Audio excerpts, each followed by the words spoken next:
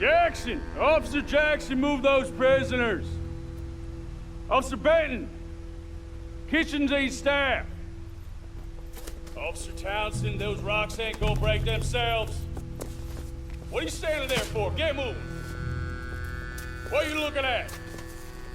Go on, get moving!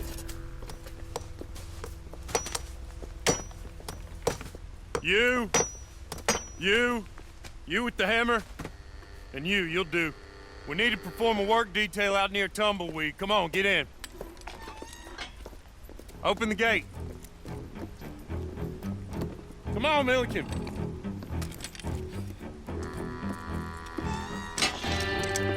Yeah!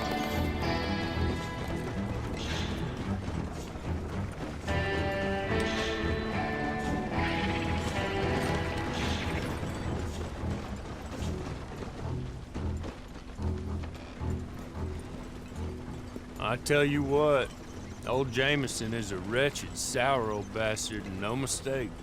You lot stay calm in there. We weren't saying nothing. Well, you are now. Shut up. What a turd. You know, my wife has acquired ideas significantly above her station. She's been reading too many goddamn books.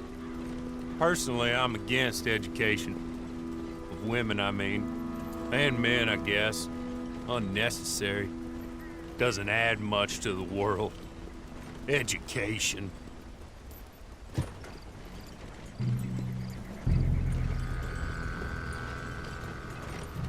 Good day, gentlemen. Oh. Don't do anything stupid. Nobody gets shot. Act like fools, and the pair of you will be dead within a minute. Now, what are your names? Jenkins and Milliken. Well, Mr. Jenkins and Mr. Milliken, throw your guns to the ground and get on down here.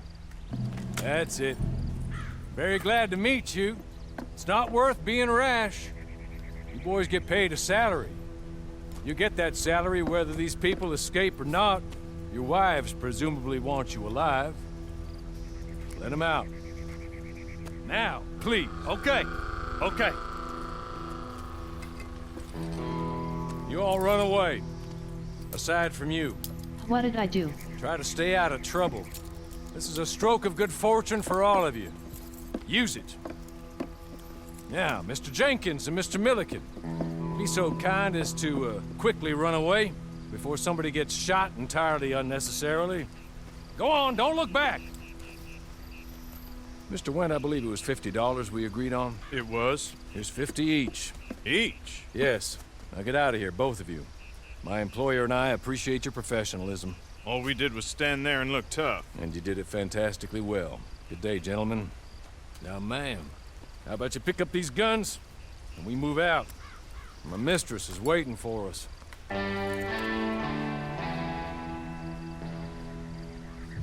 Come along. Then you better get on this horse. It's been a while since you rode a horse. No shame in that.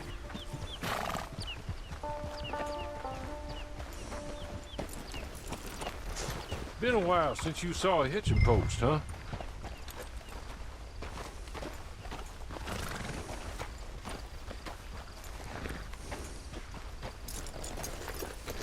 This way. She's anxious to meet you.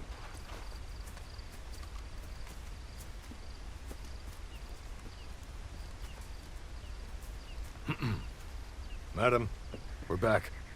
Hello. Jessica LaCLERK, how do you do? What did you tell her? Nothing, as we discussed. Thank you, Hawley. I do hope we haven't inconvenienced you dreadfully. But seeing as you were due to be hanged in a week, I'm sure you don't object too strongly. I know you're innocent. Well, not perhaps exactly innocent, but not guilty of what you were accused. I know you and those who were with you that died were little more than patsies, and that you were set up by one of 3 men or a woman, possibly by all of them. I can't be sure, but that is all I know so far. And one of these people also made Mrs. LaCLERK a widow. And I will avenge my husband's death, so help me God. But I will not avenge it upon them who did not cause it, or caused it unwittingly. Anyway, I'm sure this is all a touch confusing and melodramatic.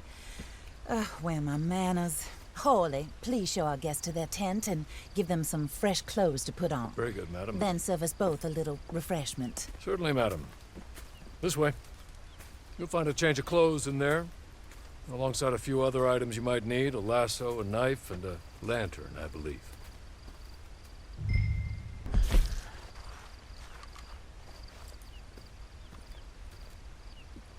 That looks more comfortable.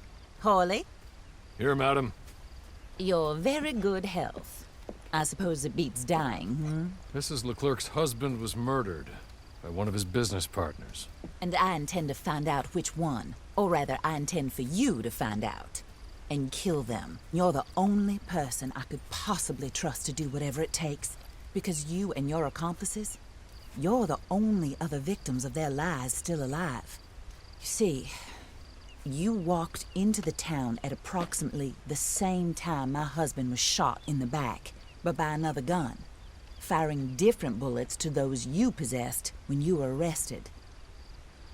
These bullets, this was their mistake. You were rounded up and sentenced to death, all because you came to town and didn't talk too much and seemed like you were nasty. Anyway, here they are. The people who run Blackwater. Mr. Jeremiah Shaw, banker, real estate speculator, and crook. Mr. Amos Lansing, ranch owner, speculator, and crook. Mrs. Grace Lansing, his wife, society patroness, lover of the arts, crook, and my former best friend, Teddy Brown, her disgraced brother, outlaw, wanted man, and still in contact with them. All I ask of you is your help in finding out quite what happened. Mrs. LaCLERK would like to help you get back on your feet. Get back to work. Whatever your work may be, I don't judge. You want to rob? Rob.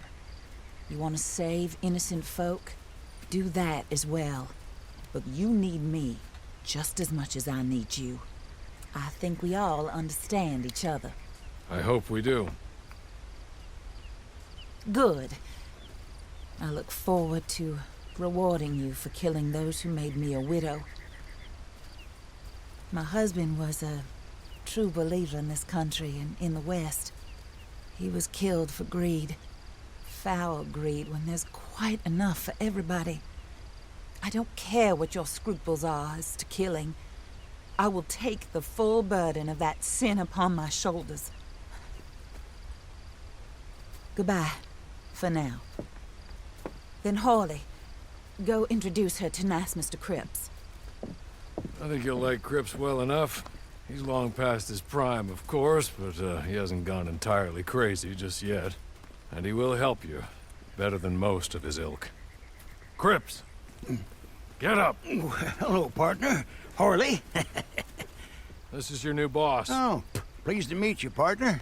J.B. Cripps at your service. We'll pay to get your camp established. Mrs. LaCLERK is a generous benefactor. And, where are we headed?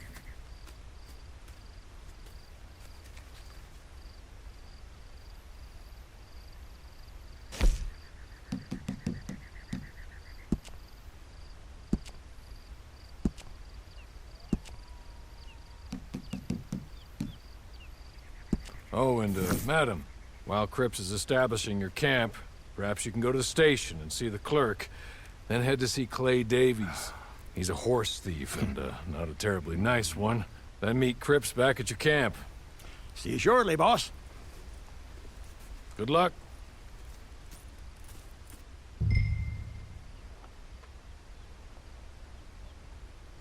I'm sure you're tired. Get this done and you can rest.